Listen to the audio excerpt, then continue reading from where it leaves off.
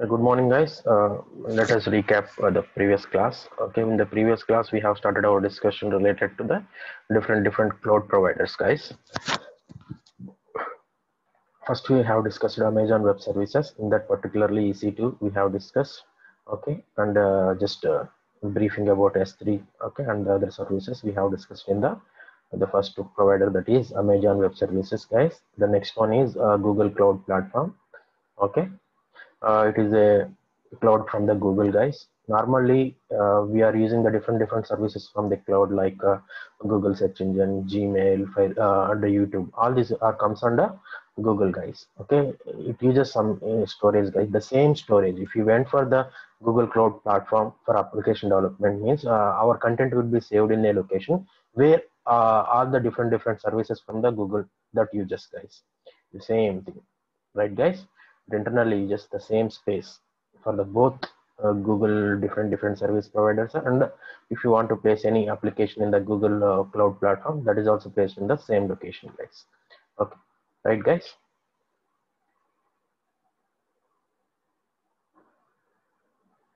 Here mainly we are concentrating about the Google App Engine, guys. It's application development environment it will provide, guys. Okay, normally this Google App Engine will provide the platform as a service. In that particularly, we can develop the application with the help of Java, PHP, Python, C Sharp, .NET, guys. Okay, and moreover, this one is a dynamic web server, guys. At any point of time, we can increase our server capabilities, and at any point of time, we can reduce our server capabilities, guys. And moreover that it will follows the automatic scaling. Okay, that internally, like whenever you want any resources more in number of resources, it will automatically increase. Okay, for suppose at any point of time, we can reduce the resources. That is all we done automatically, guys, automatically. Okay, and the next one is Google App Engine follows a load balancing. I explained, guys. But suppose two servers are there. Okay, have given four tasks. Okay, three tasks to the one server and one task to the one server. That is not at all load balanced, guys. If the load balancer is this, guys, what it will do is it will divide the work uniformly, guys. Means two works will be given for the one server and two works will be given for the other server. In this way, it will balance us the load, guys. Fully balances the load, guys. Right? And normally, this Google App Engine uses this transactional data store model to store the content. Okay, right, guys? Okay, again telling Google App Engine is a platform as a service. Platform as a service means it will provide the both the things, that is software as a service as well as infrastructure as a service, guys. Okay, whatever the software you can rent it from the Google App Engine, as well as any infrastructure means server capabilities, networking capabilities, storage capabilities, that we can take it from these Google App Engine, guys. Okay, right. Again, the hosting, if we want to, for suppose we are developing application. Okay, after development we have to host that application. That can be done in the Google managed data center, guys. Okay, right. And the first version of this Google App Engine, okay, that was released on April 2008, guys. Okay, this Google App Engine follows this automatic scaling on web application, guys. Automatic scaling of web application depending upon the number of requests. Okay, the web application can increase the scaling capabilities. Okay, if the number of requests are reduced, then also it will reduce the scaling capabilities based on the request. We automatically increase or automatically decreases, guys. Right, guys? Okay, and the Google App Engine automatically allocates the more resources on web application. That is the thing. Okay, to handle the additional debug at any point of time. For suppose the more requests come for this one Google App Engine, automatically it will scale up, guys, allocate the number of resources. Okay, for some point of time the resource utilization is reduced. At that time it will release those resources based on the demand. It will increase and scale up, or it may reduce, scale down, guys. Okay, why we have to choose this Google App Engine, guys? These are the reason for that one. Okay, it's a low cost one compared with the normally. For suppose if you are established physically the different data centers, it costs more compared with the if you are going for the clouds, guys, particularly Google Cloud. right? The next one is it provides the rich set of APIs. Okay, application program interfaces contains a different applications, guys. Okay, that can be used for the application development, right? The next one is it fully featured software development kit, guys. SDK, we call them as a SDK. Okay, it consists a collection of this different software. Okay, that will be used for the development of your application. For suppose you're running on Java, the Java related different application that can be, we can get it, guys. All the things related to the particular language that we can get it from this SDK. Okay, if you have Python means all related stuff related to Python that can be available. Okay, C# all the APIs you can get it, right? These are the reasons we can choose for the Google App Engine. These are the different components related to the Google App Engine, guys, right? Okay, SDK, software development kit. Okay, under runtime environment. Okay, admin console. Okay, using this console they can monitor the different things, what are the things going inside that Google App Engine. Okay, administrator can monitor that one, guys. And the next one is a scalable infrastructure.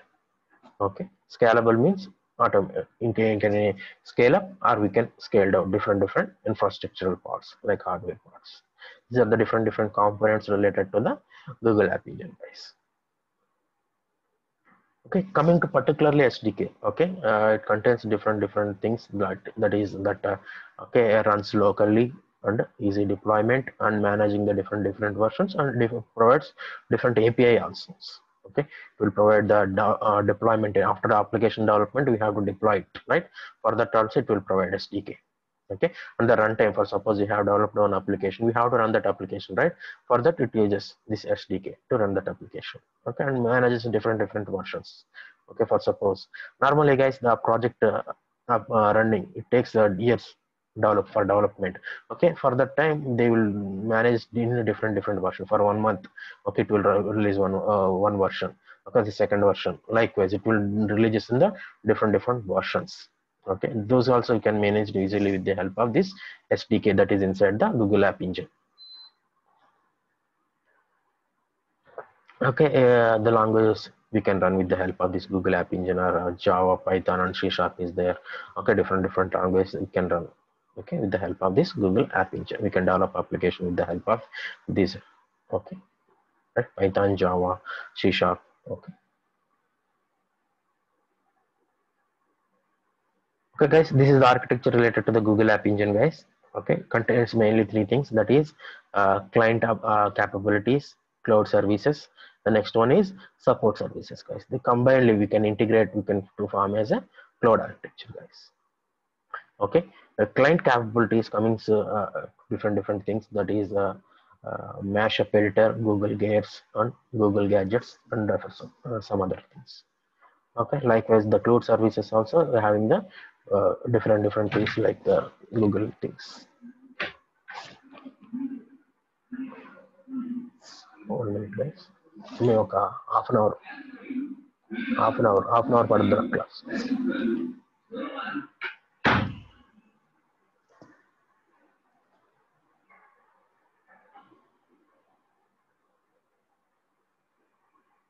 Okay, guys, the next one is Google Computing Services.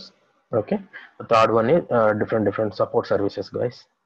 Okay, let us see these things, guys, in detail. These are the main architectural components of Google App Engine.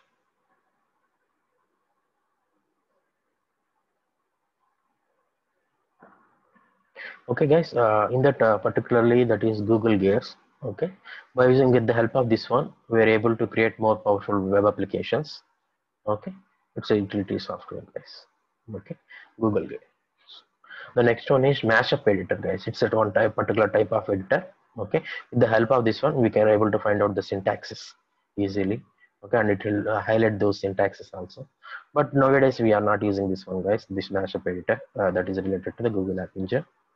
Okay, the next one is GAE data store, guys. GAE data store.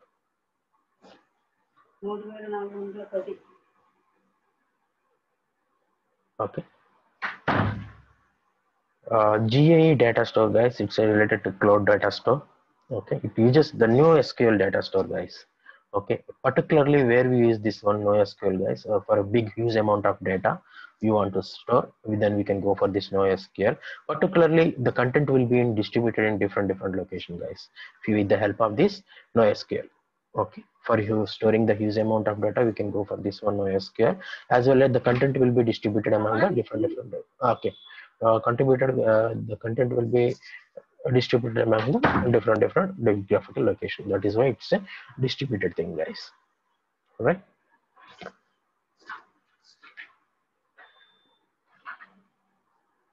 Okay, let us compare these different things, that is with the help of Amazon. Till now we have discussed Amazon Web Services, guys. Now we have completed the discussion related to Google App Engine. Let us compare these things, guys. Okay, what are the cloud services provided by Google App Engine? Is that is platform as a service. Okay, complete service means A to Z. Infrastructure, software as a service, both will come here. Okay, Amazon Web Services, what are the cloud services it will provide? Is platform as a service as well as infrastructure as a service. It will both the provide. And the platform supported for this one are Google App Engine is Linux and Windows. Coming to the Amazon Web Services, the different platforms are Linux and Solaris and Windows also, Windows Server 2003. These are the platforms supported by that one. And the virtualization. Normally, guys, the cloud is there means obviously virtualization will be there. Okay. For the virtualization platform, it uses application container. But coming to the Amazon Web Service, it uses hypervisors, guys. Hypervisors. With the help of this hypervisor, they are going to do the virtualization. The next one is for storage. It uses big tables and mega store in the Google App Engine. Coming to this Amazon Web Service, it uses simple storage S3 and simple DB. For database, it uses simple DB. Okay. Okay. Control interface, it uses different APIs in the Google App Engine. Coming to this Amazon Web Services, guys, it uses API command line, guys. Right? Okay, language supporters, I told you related to the Google App Engine, it uses Java, Python. Okay, coming to this one, and one more thing is Ruby and PHP also added in the Amazon Web Services. Okay, these are the languages supported, guys. The next one is auto balancing. This is the one of the best feature in the cloud computing, guys. With the help of this load balancing, we are able to distribute the load, guys. We are able to distribute the load. Okay. For that one, it uses Google App Engine auto thing. For Amazon Web Service, it uses round robin, guys. And means some work will be given for the ones. Means time quantum will be there. Okay, each and based on that one, it will divide the work, guys. Okay, round robin way, it will divide the work in a time quantum by using the time quantum. Okay, for suppose, guys, we are using the cloud services. At one point of time, we have terminated our services from the cloud. Okay, how many days the data will be there with those cloud, that matters. Okay, coming to this Google App Engine, guys, after the termination of application from the cloud, okay, particularly in this Google App Engine, okay, it will maintain the data for 90 days. Okay, in these 90 days we can take the data from the cloud. After the 90 days, the data will not be available in the this Google App Engine. Coming to the Amazon Web Service, it only maintains 30 days. After the 30 days, they will delete the data, right?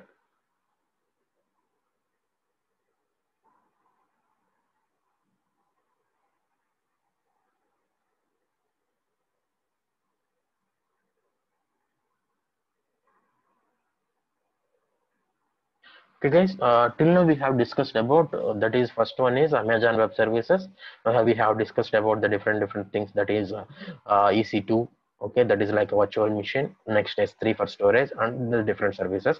After that, we have discussed in the that is Google Cloud Platform. Okay, in that we have discussed Google App Engine, that is a platform as a service. Okay, and the next one is the third one is Microsoft Azure, guys. Okay, the Microsoft Azure, guys. Okay, like Google. Okay, if you went for the Google means the content will be saved in the Google managed data centers. The likewise, if you went for the Microsoft Azure, okay, cloud platform, the content that will be saved in the Microsoft maintained data center, guys. Okay, right? Okay, for the mainly this Azure used for the building and testing and deploying the managing the application, means platform as a service, like that. Okay, Here the content will be saved in the Google managed data center, guys. Okay, building the application, testing the application, deploying the application in the server, and managing the application. A to Z related to the programming, guys. Just okay. For that, platform as a service. Okay, if you went for the platform as a service, means the programmer can concentrate only on program writing, nothing. Okay, don't worry about the hardware. You don't have to worry about this different software, what he has to purchase, what has to install.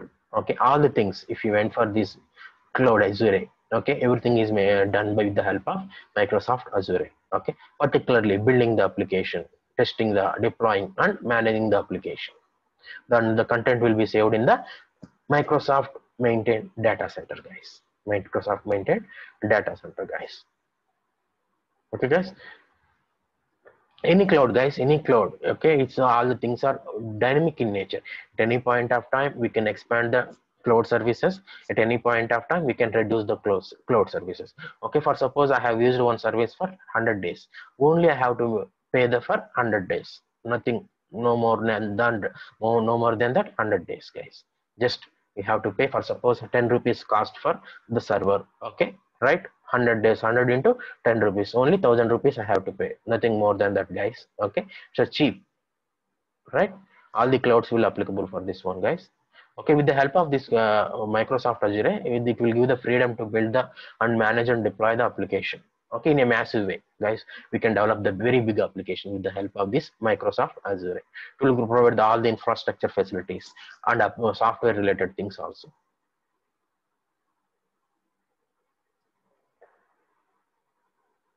Okay, guys, let us go for the next slide.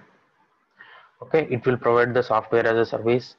Okay, Microsoft Azure platform as a service it will provide, and as well as infrastructure as a service, guys.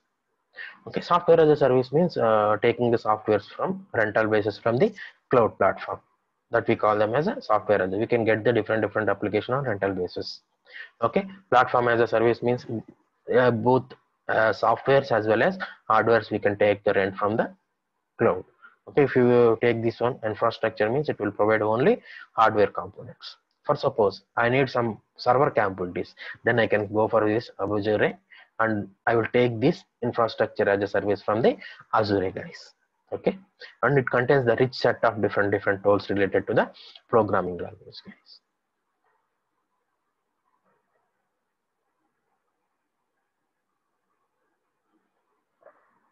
This is the architecture of Azure, guys. Okay, mainly it contains three parts, that is user applications, it contains the different live charts. Okay, next one is Azure service platform, it contains the different data centers. Okay, and the next one is Windows Azure. Here it will come, we can go for the compute services and storage service and deployment service, guys. And here also you will have the controller to control that one. Okay, let us see this one, guys. Mainly the architecture consists of three parts, that is user application, Azure service platform, Azure Windows Azure, guys. Okay, normally, guys, this Azure platform is built on this only Windows platform, guys. Okay,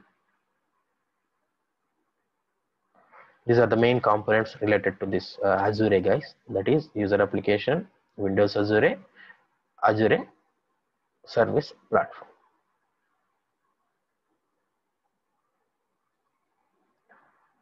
Okay, guys, let us write down this diagram, guys. I will give you 3 minutes or 2 minutes. Okay, after completion of this one, just tell me. Okay, then I can proceed. Okay, these are the main components of this Azure, guys. User application. Okay, Windows Azure, Azure service platform, guys. Okay, let us see this each one, everything. One. Okay, the first one is user application, guys. Okay, here contains different software applications like Windows Live, Office Live, CRM, customer relationship management, wise. This is mainly used for the interaction between the user and the cloud, guys. Okay, this particularly this CRM. Okay, it will give the different suggestions to the users how to improve their application, how to improve the business financially. Okay, guys, right? It is like a communication channel between the user and the cloud, guys, like Windows Live, Office Live, all these are the communication channels. The next, coming to the second one, guys, Windows Azure. Okay, right. This normally this is developed with the help of this Windows operating system, guys. Okay, internally it uses virtualization technology. Normally, guys, whenever the cloud is there, means virtualization will be there. Here also it uses virtualization technique. Okay, and the top of that, Windows operating system, guys. This platform, the cloud platform, that was developed with the help of Windows operating system. Okay, this is the Azure service platform, guys. It includes the different data center. Okay, data center means it's a collection of servers. Internally it contains server capabilities, storage capability, and network capabilities, all these things. Okay, that will be incorporated in the Azure service platform, guys. Okay, different services that is provided by Azure service platform, or the live service online, guys. Okay, with the help of this one, we are able to communicate with the application. And the next one is .NET service. It's a complete package related to the application development related to .NET platform. The next one is SQL server. It's related to data storing. Okay, particularly it uses a relational database. Okay, and on the top of the SQL server, by the help of the SQL server, okay, internally it uses relational database model, guys. Particularly for this SQL server, this is the service provider from Azure. Okay, likewise the SharePoint service. Okay, right, for developing and managing the business applications, we use this SharePoint service, guys. Okay, and the next one is Dynamic CRM service. Okay, it will help, say like a software development, guys. With the help of this one, we are able to control the finance and marketing related things. Okay, right, how to improve the business, all the things. It will give the suggestions with the help of Dynamic CRM service, how to improve the business. Okay, those things we can get. Okay, we are able to know from this Dynamic CRM service. Okay,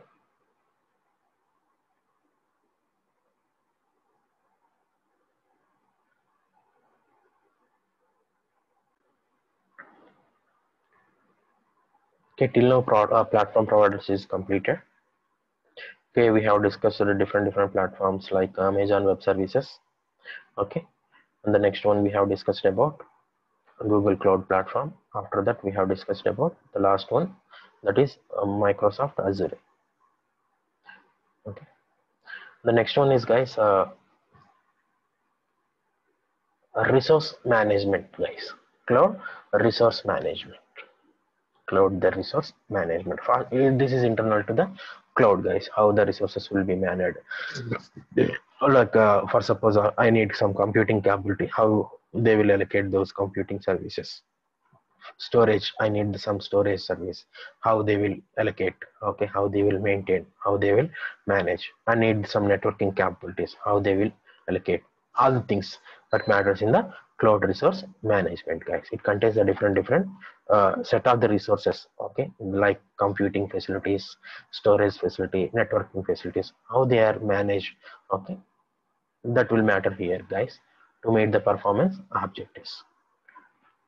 Okay, yeah, for suppose I have developed one application, I have deployed in the cloud platform for the, okay, uh, to meet the performance related objectives.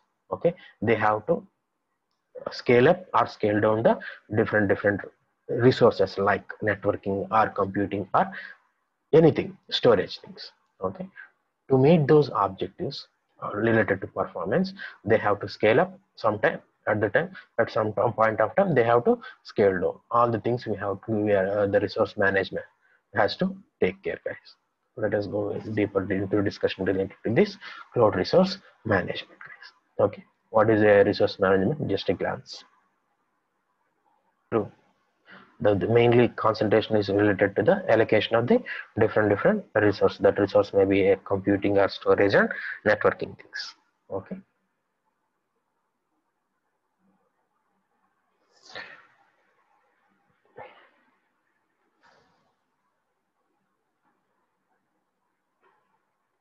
normally, guys, this cloud computing, okay, day by day, when the days are increases, okay, the growing of this cloud computing also increases, guys. In 2008, guys, the first Amazon Web Services come into picture. At the time, no one is know about this cloud computing. Nowadays, the lots of people, the lot of application developers for deploying all the application developed for infrastructure wise, for different services wise, the maximum people are going for this cloud, guys. Obviously, the cloud, the users are increased means the burden for the resource management also increases. We have to take in care. Okay, with the help of this guys, this cloud computing, we can reduce the cost also. Cost effective way of utilizing the different computing resources, guys. All the things, this cloud computing, whenever it is there means it will have the virtualized data centers, guys. Virtualized data centers are there. Okay, we have to maintain all the things in the resource management related to the cloud computing, guys. Okay, to meet the number of users are increasing nowadays means obviously the resources management is also we have to take care. Okay, for suppose if the resource management is not effective one means obviously the different cloud providers, okay, will affect that one. Okay, obviously they will lose the business, and moreover that that was an ineffective one. Okay, if the cloud provider, for suppose at one point of time I need some resources, okay, at that time those resources are not available in the cloud means obviously my business, that is the cloud user business will be reduced. Next time I won't go for this that cloud provider particularly. Obviously from the cloud side also they reduce their business, guys. I will say that a different hundred number of people means they won't go to that cloud. Okay, in this way this resource management plays a important role, guys. Okay, right.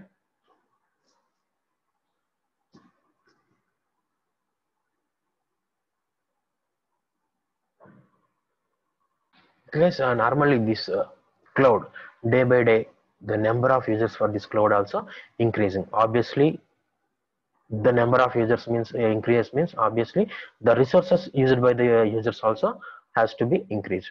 To take care about this one, they are going for these are different automation, guys, or otherwise they will use a dynamic resource management. With the help of this dynamic resource management, for suppose at that point or at one point of time, okay, my application users are more using the server capabilities more. At the time my server capabilities are not enough. Automatically with the help of this dynamic resource management, with the help of this dynamic resource management, the computing services for that my cloud, that will be automatically increased. Okay, based on the user requirements, guys.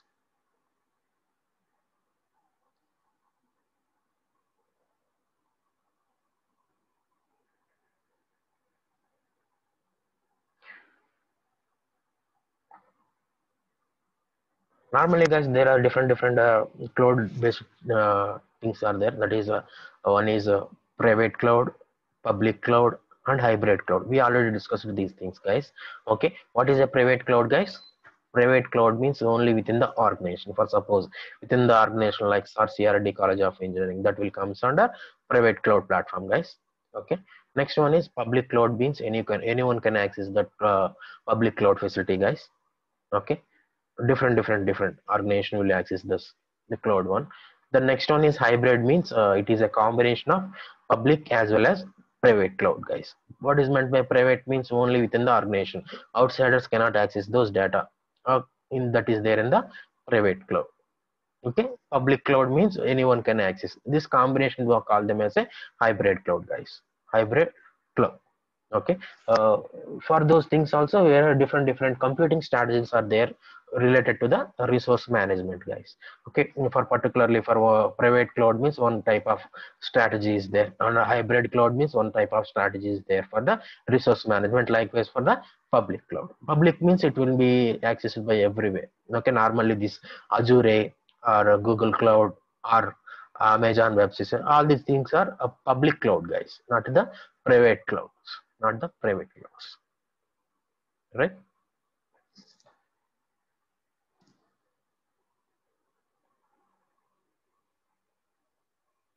Okay, let us. Uh, I will give 1 minute to observe this one, guys. Just have a glance on this one. Okay, guys. Let us proceed for the next slide. Okay. Resource management strategies, guys.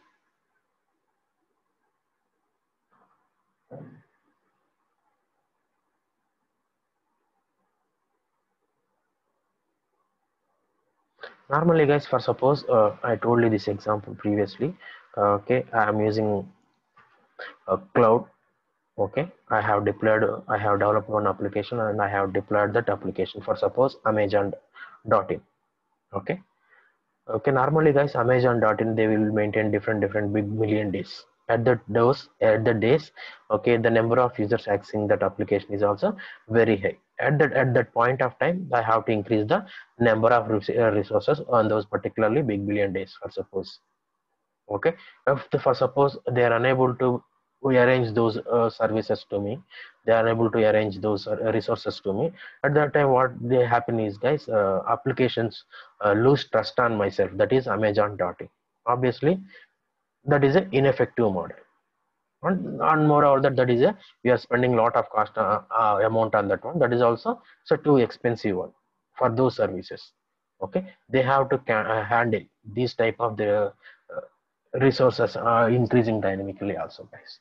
Okay, at those particularly those big strikes will be there. At that time also they have to increase those resources based on the requests, guys.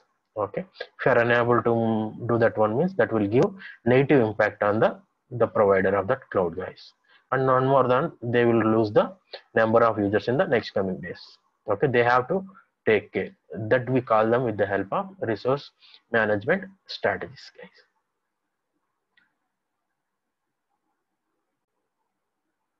Okay, guys, let us proceed for the next one.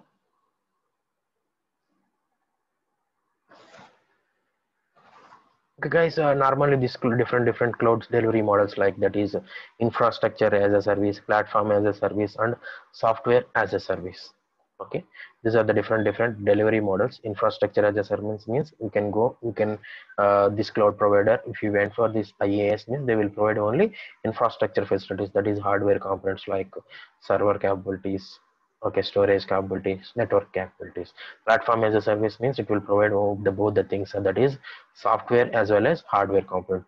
If you went for this platform as a service means you will get the both the services, and software as a service means only we will get the softwares, that is application from the cloud and rental basis, guys.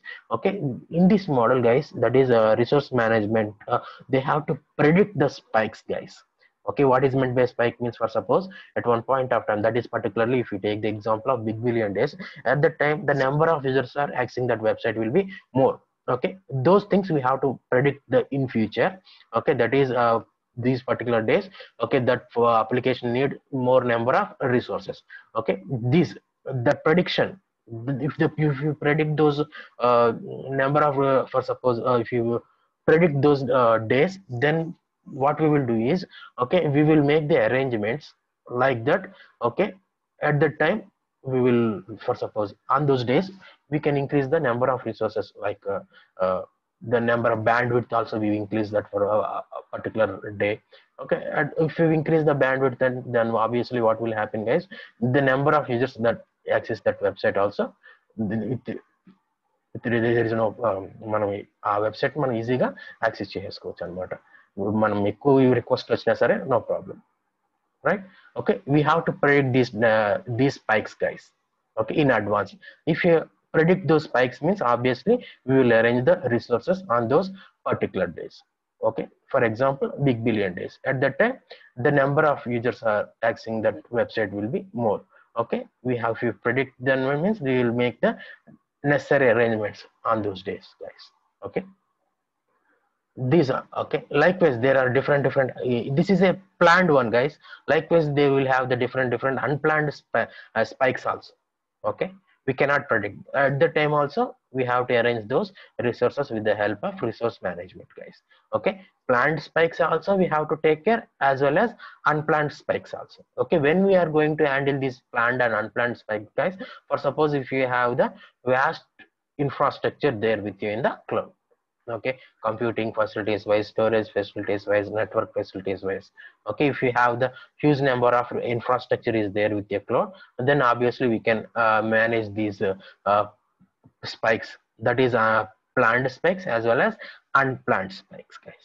Okay, right, this will comes under resource management, guys. If the poor resource management there means obviously the cloud, okay, credibility you will lose it.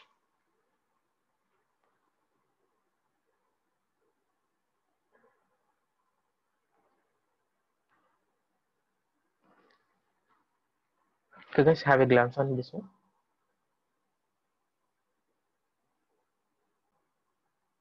Okay, guys, I told you this unplanned spikes also we have to take care, guys. Okay, unplanned spikes. Okay, when you are able to handle these unplanned spikes means if you have the huge amount of infrastructure with you, guys, then only we can allocate those resources to the uh, cloud users, guys. Okay, we are able to handle these unplanned spikes, then only our cloud provider, the cloud, that is different cloud providers will be there. Okay, they will exist, otherwise they lost this credibility, the no one will come to the cloud provider, guys. These planned spikes as well as unplanned spikes also they can handle, then only the cloud provider will be in existence, otherwise they will lose their credibility, they will lose their business also, guys. For particularly these guys, they uses auto scaling support, guys. Particularly these planned spikes and unplanned spikes, they use auto scaling feature. Okay, particularly for PAS, but it is very difficult for IaaS service. Why? Because, guys, IaaS means infrastructure as a service. Okay, hardware components. Okay, if those hardware components are there with you only, then only the auto scaling will be there, otherwise they are unable to do that one, guys. Okay, that is the limitation related to the IaaS means infrastructure. Okay, auto scaling, when it will happen, guys, just if you have the infrastructure facility with you, then only the auto scaling can be done with the help of this IaaS, guys. That is why it is very difficult for IaaS, but for particularly for PAS it is okay, guys. Okay, right, we can increase the software number of users using the software, we can increase it, but coming to the hardware, we cannot increase that one. That is why we have to maintain these different services, like suppose different storage, that is you have to available with you, and next server capabilities, that those servers also we have to be there with you, then only you are able to increase those services. If for suppose I need 100 terabytes of data, if the 100 terabytes of data with you in the cloud, then only they will give the service storage to you, otherwise if it is not available with you, cannot give it, then obviously that will be a problem for the cloud.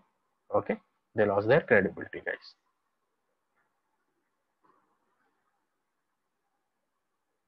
Okay, guys, we're going to continue this one in the next class, that is resource management.